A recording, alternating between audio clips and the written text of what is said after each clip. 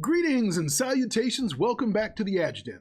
On this channel, I break down complex topics into clear, practical information you can actually use. No hype, no noise, just clarity. Well, let me ask you this real question. If you lined up an enlisted service member, an officer, same years of service, who actually makes more money? Now, most people think they know the answer, but the truth is more nuanced than you've been told. Today, we're going to break down enlisted versus officer pay, what the numbers really look like, and which path actually makes more financial sense depending upon your goals. Now, if you're considering military service, advising a family member, or already serving and thinking about commissioning, this video is for you. So welcome back to the channel. Here we break down military pay, benefits, careers, and smart life decisions without all the fluff. If that's useful to you, go ahead, hit that like button, subscribe, and let's go ahead and get right on into it. Let's start with enlisted pay. Enlisted service members are paid by the rank from E1 through E9 and years of service. Your base pay is determined by your rank, your time in service, but here's what people often miss when doing this calculation. Housing allowances, substance allowance, special duty pay, tax advantages, these are how all of your earnings are paired and considered. A mid-career enlisted member, especially at E6 or E7, can have very solid take-home pay, especially if they're stationed in high cost of living area. And if you're enlisted straight out of high school, you started earning earlier and with no student debt, that actually matters, and that's really a big deal. Now, we're going to talk about officer pay. Officers are paid from 01 through 010, and the jump in base pay, especially early, is quite noticeable. So right out the gate, an 01 often earns more base pay than a seasoned E4 and E5. Promotions early in the officer ranks also come faster. Pay scale grows aggressively with time. But here's the trade-off. Most officers enter service later in life. They carry student loan debt and have greater responsibility and have workload immediately.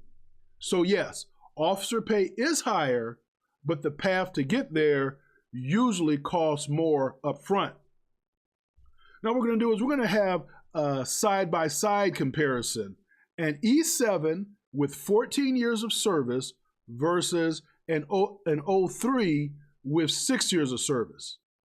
On paper, the officer usually earns more base pay, but when you factor in allowances, take-home pay, tax advantages, location, family status, the gap can kind of shrink or actually even flip. That's why pay alone should never be the only deciding factor when determining who actually makes more. Now then there's the issue of time, debt, and opportunity costs. This is where the conversation actually gets kind of real, folks. Enlisted members often start earning earlier. They accumulate years toward retirement sooner. They avoid massive education debt, generally speaking, whereas officers often earn more later, carry higher long-term earning potential, have stronger post-military career leverage. The question isn't just who makes more, it's when do you make it and what did it cost to get there. Over a 20-year career, officers almost always collect a higher retirement check. Why? Retirement is based on base pay. Officer base pay scales higher at senior ranks. However, many enlisted service members retire earlier, start second career sooner, and stack their income. Again, strategy matters. Now, when it comes to lifestyle and responsibility, here's reality. Money isn't everything. Officers carry legal responsibility, command accountability, administrative workload. Enlisted members often specialize more deeply, maintain technical mastery. They avoid constant leadership politics, though I would say, depending on your rank, you're going to run into politics at all levels. Even a private might have political advantages or disadvantages over an E3 or an E4. But some people thrive as officers, others are happier and wealthier as senior enlisteds. There's really no wrong answer. Now here's the truth that most recruiters don't say out loud. The best financial path is often enlisted first, use the military, pay for education, and commission later. And folks, that's exactly what I did. I came in as a private E1, went through the ranks, became a sergeant, went to the E6 board, and then later transitioned as an officer through the green to gold program. This combination gives you experience, time in service, higher lifetime earnings.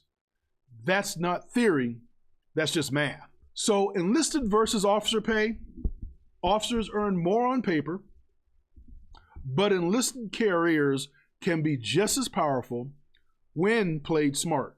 If you found this helpful, go ahead and drop a comment below and tell me which path you would choose and why. Now, before we wrap up, I want to leave you with this. Information only matters if you understand it, and understanding gives you options. Whether you're talking about military pay, benefits, travels, or bigger life decisions, the goal here is the same: clarity over confusion.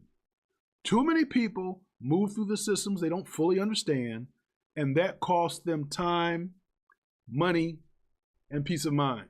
My goal with this channel is just to slow things down, break things apart, and give you the context you need to make better life decisions. You don't have to know everything. You just have to know enough to ask the right questions, because that's where the real leverage starts. If this video has helped you, go ahead, hit that like button so it reaches the people who need it, and subscribe if you want clear, straightforward breakdown without all the noise. I read the comments, I pay attention to what you want covered next. I treat this channel like a conversation and not a lecture. Remember this: your time matters, your decisions matter, and understanding the system you're operating in matters more than people realize. I wish you blessings and blessings. I am the Adjutant. I'll see you in the next one. Shalom.